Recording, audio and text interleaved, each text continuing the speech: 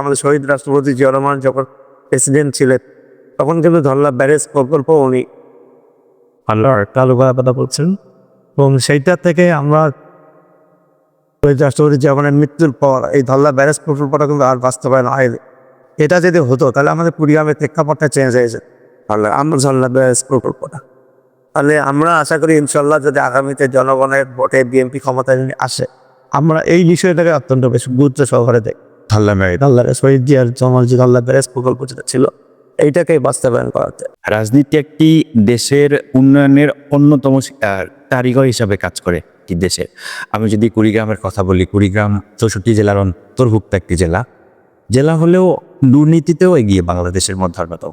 তা আসলে এই জেলাটাকে সাজাতে হলে আমাদের সম্মিলিত কাজের একটা প্রচেষ্টার দরকার আছে।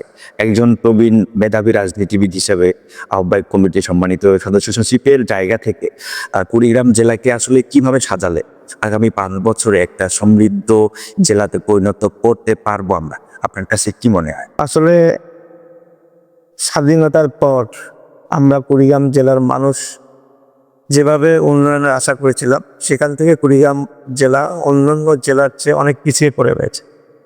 এটা একমাত্র আমি মনে করি কুড়িগ্রামের রাজনীতিক যারা নেতৃত্ব দিয়েছেন, যারা জনপ্রতিনিধি ছিলেন এই এলাকায়, তাদের ব্যর্থতা অনেকটাই তাদের উপরে বর্তায়। আমি মনে করি কুড়িগ্রাম জেলাকে উন্নয়ন করতে গেলে আজকে সবচেয়ে যেটা বড় সমস্যা কর্মসংস্থান করতে হবে মানুষের জন্য, বিশেষ করে অর্থনৈতিক অঞ্চল গড়ে তুলতে হবে, সেখানে কলকারখানা তৈরি হবে, সেখানে মানুষের কর্মসংস্থান তৈরি হবে। একটি হলো টেক্সটাইল মিলটা আজকে দীর্ঘদিন থেকে পড়ে আছে, সেটাকে চালু করতে হবে। এদিকে আমরা আপনি জানেন যে তিস্তা মহাপরিকল্পনা নিয়ে আমরা আন্দোলন করেছি, সেখানেও কুড়িগ্রামের একটা অংশ রয়েছে, সেখানে মেগা প্রকল্প চালু হয়ে যদি সেখানেও মানুষের কর্মসংস্থান তৈরি হবে। আমাদের কর্মসংস্থানটা সবচেয়ে বেশি প্রয়োজন। আজকে আমাদের এলাকার মানুষেরা দেখা যাচ্ছে যে নিজের স্ত্রী পরিজন ছেড়ে আজকে ঢাকায় গিয়ে কর্মসংস্থানের জন্য ঢাকায় যেয়ে তারা আছে। সেখানে দেখা যায় তাদের যে খরচ তাদের যে দৈনন্দিন দিনের খরচ থেকে যে টাকাটা রোজগার হয় ওটা দিয়ে কিন্তু সংসারে তাদের পর্যাপ্ত চাহিদা মেটাতে পারে না। আমরা যদি কুড়িগ্রামের মানুষের কর্মসংস্থানের ব্যবস্থা তৈরি করি তাহলে মনে করে যে অবশ্যই কুড়িগ্রামের অনেকটা মানে কর্মের দিক দিয়ে অর্থনৈতিক দিক দিয়ে এগিয়ে যাবে। পাশাপাশি শিক্ষার দিক দিয়েও আমরা পিছিয়ে রয়েছি। আমি মনে করি যে নীলফামারী জেলার মতো জায়গায় একটি বেশ সরকারি মেডিকেল কলেজ আছে, আমাদের এখানে মেডিকেল কলেজটা দরকার, শিক্ষার মান উন্নয়নের দরকার রয়েছে।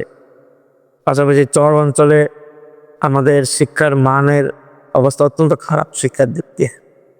আর শিক্ষায় আমাদের এখন যেটা দেখতে পেলাম সেটা হলো যে চরের যারা চাকরি করে তারা অনেকে যাতায়াতের বিষয়ে তারা অনেকে যায় না, প্রতিষ্ঠানগুলোতে ঠিকমতো যায় না যাওয়ারই সুযোগ। আমরা একটা প্রস্তাব দিয়েছিলাম যে ওখানে যারা চাকরি করে চরে যারা তাদের বেতনটা একটু বৃদ্ধি করা যায় কিনা, ওখানে তাদের থাকার ব্যবস্থা করা যায় এক্সট্রা ফ্যাসিলিটি দিয়ে চরে দেখা যাচ্ছে যে বাল্যবিবাহ বেড়ে গিয়েছে বেশি চরে, কিন্তু কেন করে যাচ্ছে সেটা হলো একটা প্রাইমারি 5 পর্যন্ত পড়ার পর তাদের আর কোনো শিক্ষা প্রতিষ্ঠান যখন তাদের শিক্ষার্থী আনে না প্রশাসনটা মাধ্যমে তারা ওকে বলবে থাকে ওকে তারা সন্তানকে দিয়ে দিচ্ছে। তাদের যেখানে শিক্ষার ব্যবস্থা থাকতো, হাই স্কুল থাকতো, পর্যাপ্ত হাই স্কুল থাকতো, শিক্ষার ব্যবস্থা থাকতো, তাহলে কিন্তু তার মেয়েটাকে ওইখানে তারা পায়। অবশ্যই এই দিক দিয়েও আমরা পিছিয়ে পড়েছি, এটা একটা বিশাল সমস্যা। আর একটা জাতিকে উন্নত করতে গেলে শিক্ষার অন্যতম বিশেষ করে কৃষি বিশ্ববিদ্যালয় রয়েছে, কিন্তু কৃষি বিশ্ববিদ্যালয়ের অবকাঠামো গুলো সম্পূর্ণ করা দরকার, এটাকে পূর্ণাঙ্গভাবে চালু করা দরকার।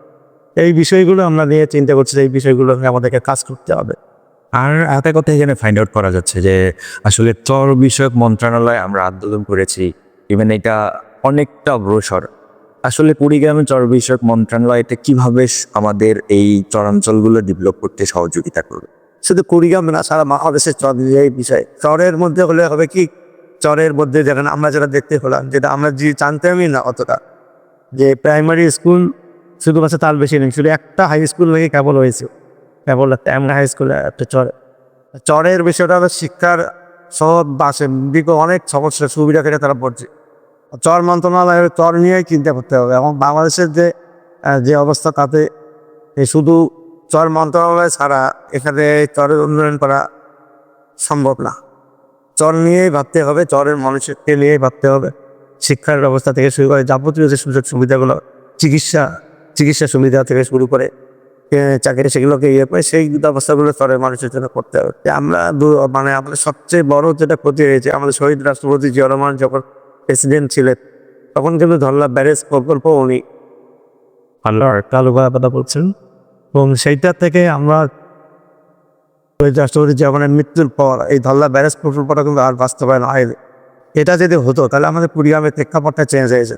তাহলে আমরা ধরলা ব্যারেজ প্রকল্পটা, তাহলে আমরা আশা করি ইনশাল্লাহ যদি আগামীতে জনগণের ভোটে বিএনপি ক্ষমতায় আসে, আমরা এই বিষয়টাকে অত্যন্ত বেশি গুরুত্ব সহকারে দেখি।